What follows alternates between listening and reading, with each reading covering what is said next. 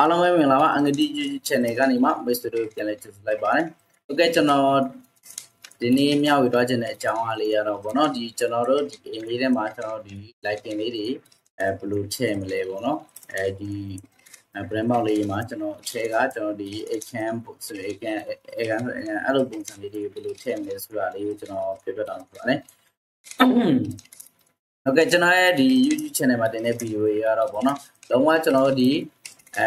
ပေါ့နော်ကျွန်တော် D5 ကိုလုံးဝအသုံးပြုတတ်တဲ့လူတွေဒီပေါ့နော်ဒီ visualization ကိုဘာမှမသိတဲ့လူတွေပေါ့နော်လုံးဝဒီ runner အကြောင်းကိုဘာမှမသိတဲ့လူတွေတက်ကိုပို့ပြရှိနေတယ်ပေါ့နော်ဘာဖြစ်လို့လဲဆိုတော့ကျွန်တော်ပြပြတဲ့ဟာတွေကဒီ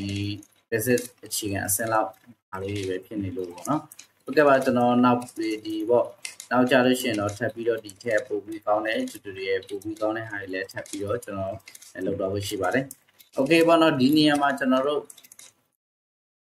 2မျိုးရှိတယ်ပေါ့နော်2မျိုးထည့်လို့ရတယ်ပေါ့နော်အဲ့ဒါကဘာလဲဆိုရင် sketch ထဲမှာထည့်တာနဲ့ကျွန်တော်ဒီပေါ့နော်ကျွန်တော်ဒီ file ထဲမှာထည့်တဲ့ဟာ2မျိုးထည့်လို့ရတယ်ပေါ့နော် Okay ပေါ့နော်အဲ့ဒါမျိုးလေးကျွန်တော်2ခုထည့်လို့ရတယ်ကျွန်တော်အဲ့ဒါကတော့ sketch မှာထည့်တာနဲ့ဒီ file မှာထည့်တာနဲ့ပေါ့နော်အဲ့တော့ကျွန်တော်ဒီ file မှာထည့်တာနဲ့ sketch မှာထည့်တာနဲ့မှာနည်းနည်းလေးကျွန်တော်ဒီပေါ့နော်ကွာခြားမှုလေးတော့ရှိရပေါ့နော်အဲ့တော့ကျွန်တော်ဒီမှာ D5 မှာပထမဆုံးထည့်ကြည့်မယ်ပေါ့နော်အဲ့တော့ကျွန်တော်တို့ပထမဆုံးထည့်မယ်ဆိုတော့ကျွန်တော်တို့ဘယ်ထည့်သွားမလဲဆိုရင်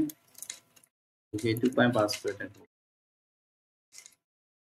Okay ပေါ့နော်အဲ့တော့ဘယ်ထည့်ရှိလဲဆိုရင်ကျွန်တော်တို့ access ထဲမှာပဲရှိရပေါ့နော် access ထဲကိုသွားမယ် access ထဲကနေမှကျွန်တော်တို့ဘယ်ကိုသွားမလဲဆိုရင် model ပေါ့နော်ရှိ model သွားမယ်အဲ့ဒီကနေမှကျွန်တော် interiorဒီကောင်ပေါ့နော်ဒီကလေးကိုကျွန်တော်တွားလိုက်မယ် Okay ဒါဆိုရင်ဒီထဲမှာကျွန်တော်တို့ဒီ interior မှာထည့်လို့ရမယ်ပုံစံလေးတွေပေါ့နော်အဲ့တော့ကျွန်တော်ဒီထဲမှာဆိုရင်ခွီးပေးထားတာတော့နည်းတယ်ပေါ့နော်ဒီကောင်လေးရှိမယ်ပေါ့နော် Okay ဒီလိုလုပ်လို့ download ဆွဲလို့ရတယ်ဆိုရင်ကျွန်တော် free ပေးထားတယ်ပေါ့နော်ဒီကလို့တော့နှိပ်လိုက်လို့download ဆွဲလို့ရတယ်ဆိုရင်ဒါ free ပေးထားတဲ့ຢာလေးတွေပေါ့နော်ဒီကောင်လေးတွေကို download လို့ကျွန်တော်တို့ဒီ pro ဆိုပြီးတော့ပေါ်လာခဲ့ရင်တော့ဒါကျွန်တော်တို့ပြီးပေးထားတဲ့ဟာမဟုတ်ဘူးပေါ့နော် Okay အဲ့ဒါဆိုရင်ကျွန်တော်ဒီကောင်လေးကိုကျွန်တော် down လိုက်မယ် down ပြီးတော့ကျွန်တော်ပြင်မယ် Okay ဒါဆိုရင် pro မှရမှာ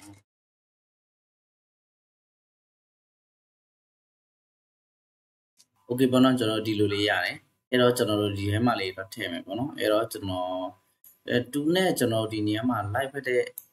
site လေးတွေထည့်တာပိုကောင်းတယ်ပေါ့နော်ဘာလို့ဆိုတော့ဒီ brand site လေးနဲ့ကျွန်တော် live ဖက်တဲ့ handle လေးထည့်တာပေါ့နော် Okay အဲ့ဆိုဒီနေရာဆိုရင်လေးထည့်ပြရတယ်ပေါ့နော်တကယ်တမ်းတော့2နဲ့မှာပို့ပြီးတော့ live ဖက်တဲ့ဟာမျိုးကောင်းတယ်ပေါ့နော်ဒီမှာကတော့ကျွန်တော်ရှိတဲ့ဟာကိုပဲထည့်ရမှာပေါ့နော်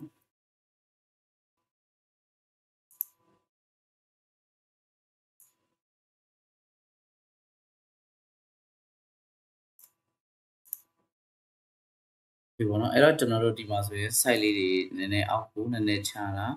ဒီအထက်နည်းနည်းထည့်တာဒီပေါ့နော် site လေးတွေနည်းနည်းသေးတာတော့ပါတော့ site လေးတွေစားလို့ရတယ်ပေါ့နော် Okay ဒါဆိုရင်ဒီလိုလေးရတယ်ပေါ့နော် Okay ပြီးလို့ရှိရင်တခြားတစ်ဘက်ကိုလည်းကျွန်တော်ထည့်မယ်အဲ့တော့ဘယ်ကောင်လေးထည့်မလဲဆိုရင်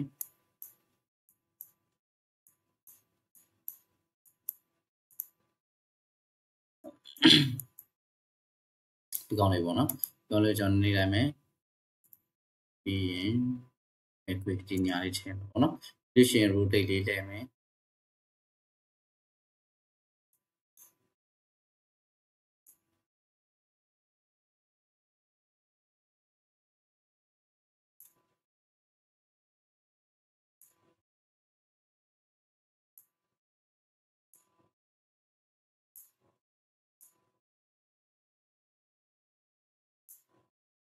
ပြီးရင်တို့လည်း site လေးနည်းနည်းသေးမယ်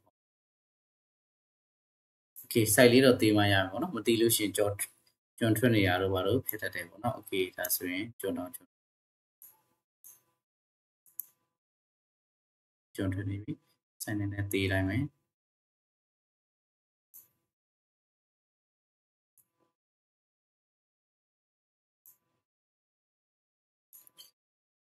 Okay အမျိုးလေးရတယ်ပေါ့နော်ဒါဆိုလို့ရှိရင်သူ့ရဲ့အထဲမှာကျွန်တော်တို့ဒီဟောင်းလောင်းပေါက်ကြီးဖြစ်နေတာတို့ကျွန်တော်တို့ ဒီပေါ့နော်ကြည့်လို့မလားတာမဖြစ်တော့ဘဲနဲ့ပို့ပြီးတော့ realistic ဆန်ဆန်လေးဖြစ်တယ်ပေါ့နော်ဒါကတော့ကျွန်တော်ဒီ D5 မှာပါတဲ့ဟာကိုထည့်ပြတာပေါ့နော်ဒါလေးဆိုရင်သူ့ရဲ့ဒီမှာဆိုရှင်သူက industry ရှိမယ်သူရဲ့ lights ပေါ့နော်အလင်းလေးတွေသူထည့်လို့ရမယ်သူရဲ့ဒီ industry လည်းတင်လို့ရနော်ဒီဒါဆိုရင်သူ့ထဲမှာရှိနေတဲ့ lighting လေးကိုပိတ်လိုက်တာပေါ့နော် okay ဒါဆိုရှင်သူရဲ့ဒီကောင်လေးတွေကိုဒီကနေမှကျွန်တော်ဒီမှာထိချုပ်မယ်ပေါ့နော်ဒီရဲ့ဒီပေါ့ temperature လေးနဲ့ကျွန်တော်အရောင်လေးတွေပြန်ပြီးတော့ပြောင်းလို့ရတယ် okay ဒါဆိုရင်ဒါကတော့ D5 ထဲထည့်တယ်ပေါ့နော်အဲ့တော့ကျွန်တော် sketch ထဲမှာဘယ်လိုထည့်မလဲပေါ့နော် okay sketch ထဲမှာကျွန်တော်ဒီမှာပေါ့နော် Runbox ဆိုတဲ့ဒီ plugin လေးရှိရပေါ့နော်ဒီကောင်လေးကိုကျွန်တော် down ထားလို့ရတယ်ပေါ့နော်ကျွန်တော်ဒီ Runbox ဆိုတဲ့ plugin ဒါလေးအသုံးပြုနေလို့လဲကျွန်တော်ဒီ way နဲ့ကျွန်တော်အသုံးပြုပြီးတော့လုပ်ထားတာရှိတယ်ပေါ့နော်ဒီ tutorial video လေးရှိတယ်ပေါ့နော်ကျွန်တော် channel မှာ share ကြည့်လို့ရပါတယ် okay ဒီမှာ Runbox လေးကိုကျွန်တော်ဖွင့်လိုက်မယ်ပေါ့နော် okay ဒါဆိုရင်ပေါ်လာပြီပေါ့နော်ဒါဆိုရင်ကျွန်တော်ဒီထဲမှာရှိတဲ့ဟာလေးကိုကျွန်တော် down ထားတာပေါ့နော်သူကလည်းအများကြီးတော့မရဘူးပေါ့နော်နည်းနည်းပဲရတယ်ကျွန်တော်ဒီပတ်စံနဲ့ပေးဝင်မှာတချို့တော်တော်များများအသုံးပြုလို့ရတယ်ပေါ့နော်ပတ်စံနဲ့ပေးဝင်မှာတော့အများကြီးသုံးလို့ရတယ်ပေါ့နော်အဲ့တော့ကျွန်တော်ဒီထဲမှာလေးတွေကိုကြိုက်တဲ့ဟာလေးတွေထည့်လို့ရတယ်ပေါ့နော်ကျွန်တော်ဒီမှာဆိုရင်ဒီပေါ့အပေါ်တက်နှစ်ခုကတော့ကျွန်တော်တို့ထည့်ထားပြီးသားဆိုတော့မထည့်တော့ဘူးအောက်တက်ကလေးပဲထည့်လိုက်မှာပေါ့နော်အဲ့တော့ဒီမှာlevel 1ကိုကနေထည့်လိုက်မယ်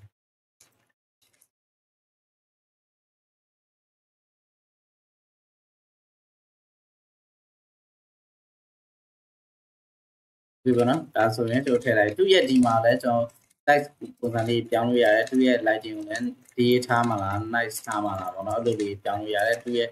ဒီမှာဆိုလို့ရှိရင်အနေနဲ့တခြား setting လေးလည်းကျွန်တော်လုပ်လို့ရတယ်ပေါ့နော်ကျွန်တော်တော့ setting မလုပ်တော့ဘူးဒီဟာလေးကိုပဲသုံးလိုက်မယ်အဲ့ဆိုရှင်သူ့ကိုနည်းနည်းလောက်ကျွန်တော်တို့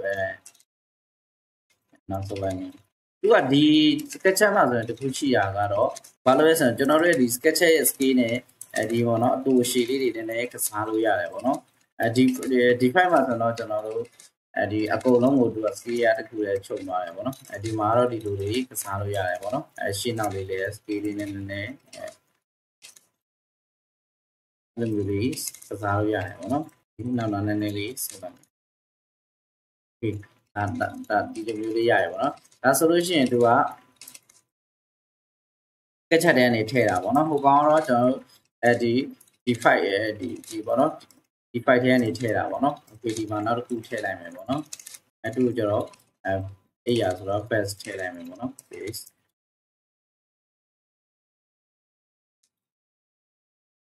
okay တခါကျရင်ဒီဟာကြီးကြီးနေခါကျရင်ဒီလိုအပေါ်တွေကြော်ရတယ်ပေါ့နော်အဲ့တော့ကျွန်တော်တို့ scale နဲ့ကျွန်တော်ကစားပေးမှအဆင်ပြေပါနော်နည်းနည်းပေါ့နော်အပေါ်အောက်ကိုလည်းကျွန်တော် adjust လုပ်လိုက်ရင်ရပြီပေါ့နော် okay ဒါဆိုရင်တော့ကျွန်တော်တို့ sketch ထဲထည့်တာရပြီပေါ့နော်ပြီးလို့ရှိရင် save လုပ်လိုက်မယ်ပြီးလို့ရှိရင်ကျွန်တော်တို့ဒီ file ထဲမှာဒီ sketch file ကိုကျွန်တော်တို့ reload ပြန်လုပ်မယ်ပေါ့နော်ဒီ file လေးကို select မှတ်ပြီးတော့ဒီကနေမှကျွန်တော်တို့ reload ပြန်လုပ်မယ်ဟုတ်နော်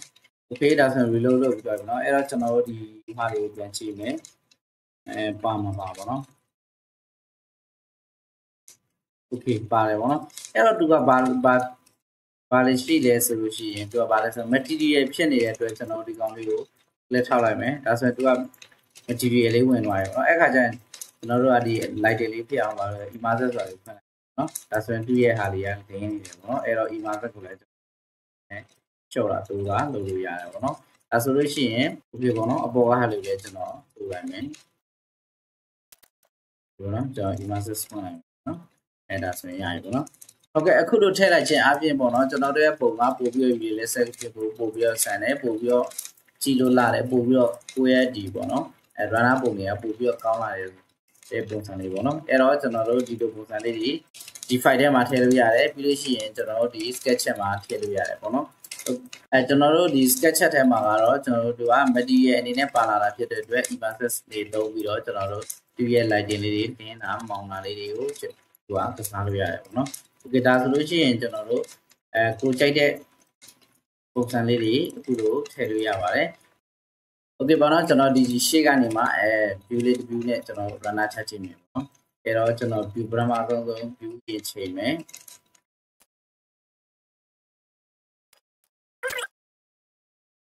နောက်ဆက်လိုက်မယ်ပေါ့နော်ဒီလိုလေးပေါ့နော်ဒီရဲ့အောက်နားလေးကိုပဲကျွန်တော်တို့မြင်အောင်လုပ်လိုက်မယ်ပေါ့နော်အဲ့တော့ကျွန်တော် update ပြန်လုပ်မယ် okay အဲ့တော့ကျွန်တော်ဒီမှာဒီ view မှာဆိုလို့ရှိရင်ဒီပေါ့နော် chance view ကနေအဲ့အလေးကိုကျွန်တော် chance view ပြအောင်လုပ်မယ်ပေါ့နော်အဲ့တော့ဘယ်လိုလုပ်မလဲဆိုရင်ဘယ်လိုလုပ်မလဲတော့ကျွန်တော်တို့ကင်မရာလေးကနေမှာဒီပေါင်းလေးပေါ့နော်ကင်မရာ survey ဆိုတာလေးကိုဒီမယ်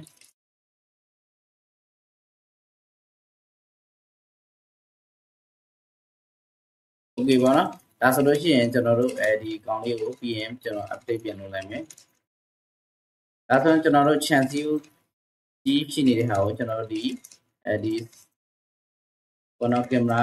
flippy place လေးကိုကျွန်တော်တင်လိုက်တာနဲ့ကျွန်တော်ဒီကပြောက်သွားပြီပေါ့နော်အဲတော့ကျွန်တော် update ထားတယ် okay ဒါဆိုလို့ရှိရင်ကျွန်တော်ဒီမှာအဲမှာရှိနေတဲ့ဟာလေးတွေကိုပို့ပြီးတော့ realistic မြင်ရတယ်ပေါ့နော်အဲတော့ကျွန်တော်ဒီမှာဆိုရင်အပင်လေးတွေထပ်ပြီးတော့စိုက်ပြီးတော့ဒါရနာချလိုက်လို့ရှိရင်ကျွန်တော်တို့ဒီပုံစံလေးရရပေါ့နော်ဟုတ်ကဲ့ကျွန်တော်ဒီနေ့ပြောချင်တဲ့ဒီပေါ့နော်အထက်ကဒီပေါ့နော်ဒီ interior ပုံလေးတွေကိုဘယ်လိုထည့်လဲဘယ်လိုလုပ်လဲဆိုတာလေးကိုကျွန်တော်ဒီနေ့ပြပြတော့ပြပါတယ်ကဲအားလုံးလည်းနားလည်လိမ့်မယ်လို့ယုံကြည်ပါတယ်ဟုတ်ကဲ့နောက်ဗီဒီယိုမှာဆိုလို့ရှိရင်တော့ကျွန်တော် material ကိုပြောပြပေးတော့မှာဖြစ်ပါတယ်ဒီ material လေးဘယ်လိုလုပ်လဲကျွန်တော်ဒီအပြင်မှာရှိပြရ material လေးတွေကိုဒီထဲကိုဘယ်လိုထည့်ပြီးတုံးလဲဘယ်လိုလုပ်လို့ရှိရင်ဘယ်လိုပုံစံလေးတွေဖြစ်လဲဆိုတဲ့ဟာလေးကိုကျွန်တော်ပြပြတော့မှာဖြစ်ပါတယ်ဟုတ်ကဲ့ကျွန်တော်ရဲ့ဒီနေ့ဗီဒီယိုကတော့ဒီလောက်ပဲပေါ့နော်ကျွန်တော်ရဲ့ဗီဒီယိုတွေကြည့်ရှုပေးတဲ့တယောက်ချင်းတိုင်းအောင်အားလုံးကြည့်စစ်တင်ပါတယ်ကျွန်တော်နောက်ဗီဒီယိုနဲ့ပြန်လာခဲ့ပါမယ်အားလုံးကိုကြည့်စစ်တင်ပါတယ်